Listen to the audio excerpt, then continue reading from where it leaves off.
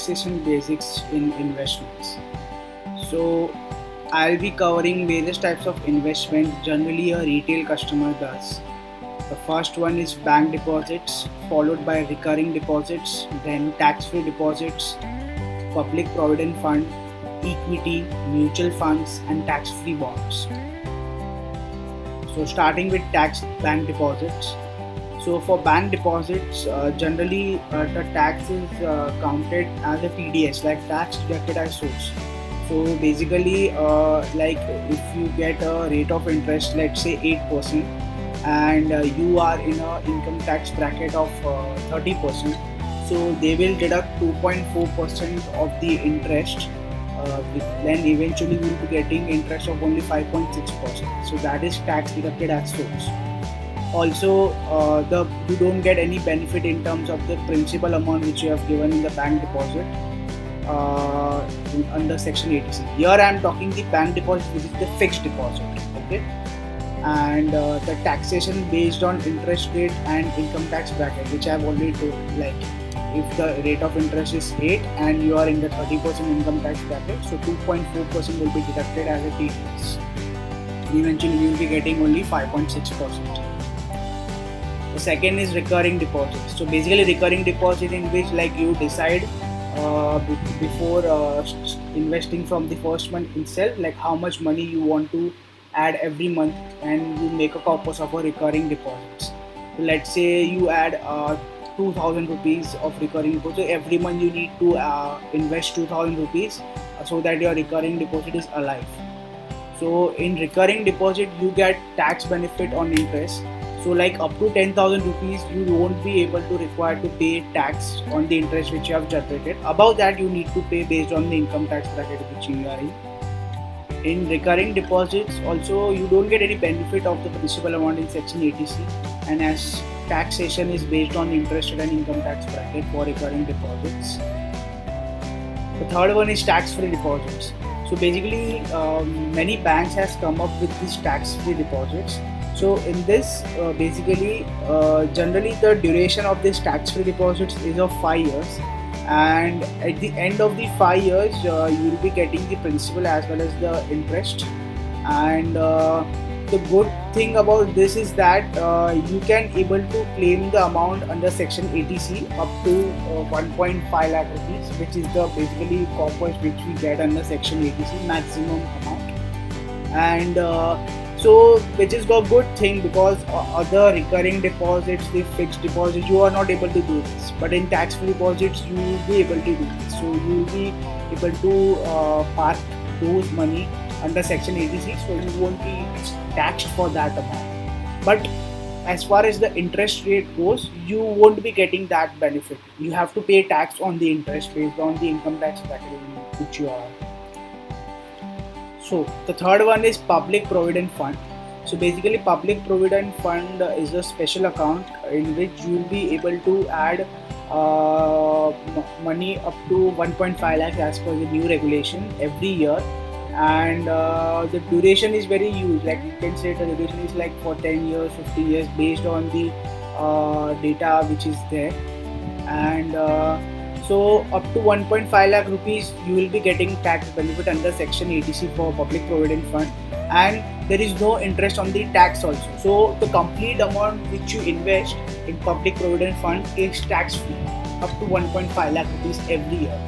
So this is like the best kind of, I will say the safest and the best kind of investment which is available.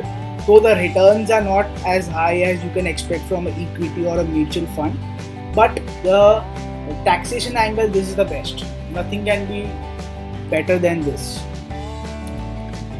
So the fourth one I'll be talking about is taxation for the equity. So the investment which you do in terms of investing in stocks and all. So there is like a short-term capital gain tax, or else it is a long-term capital gain tax. Anything below less than 1 year is called short-term as per the taxation angle, and above 1 year is long-term. So basically in short term there is a tax of 15% which is charged in case if you buy a stock today and let's say after 6 months you exited from the stock.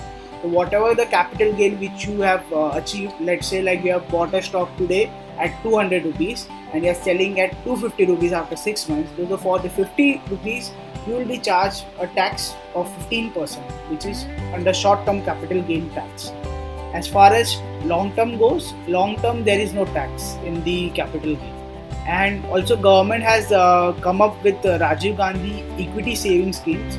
So basically this is only for the new people who have not transacted in share market before, and this is only for the new investors. And basically you get additional tax benefit of in the principal amount of around, I guess, 50,000 rupees.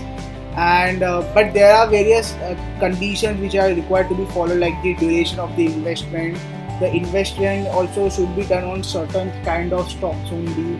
There are a lot of certain compulsions which are required to be followed in order to claim tax benefit under Rajiv Gandhi equity savings schemes.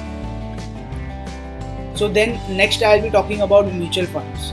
So broadly there are two types of mutual funds which everyone talks about. That is debt in mutual funds, and second is equity mutual funds.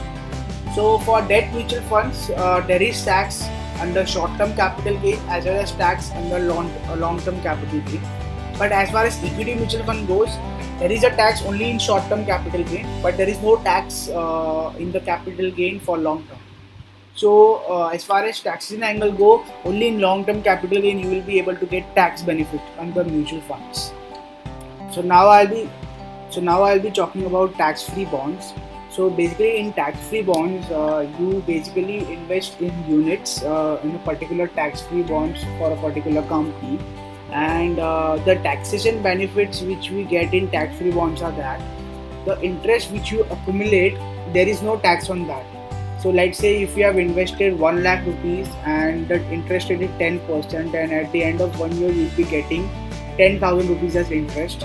So there won't be any tax on the interest which we have gained, but there will be tax on the principal amount, because that doesn't come under any section which can give you a tax benefit on the principal amount. So basically the investment strategy basically people follow who want to do the safe investment is maximum people utilize their section 80C by parking in the maximum benefit they can get under public provident fund. And the second safest is definitely the tax-free bonds in terms of safest and also the good returns which you can achieve. Then these are the two, I will say, the safest one. And the risky and high risk averse investment will be the mutual funds and equity. These are the preference after these two investments. So these are the 4 popular investments basically people do, which is PPF, tax-free bonds, mutual funds, equity, and also tax saver deposits. So thank you for watching this video. If you like this video, please like this video, and you can also share this video and also subscribe to our channel. And please visit our website, that is www.investnivesh.blogspot.in for more information. Thank you.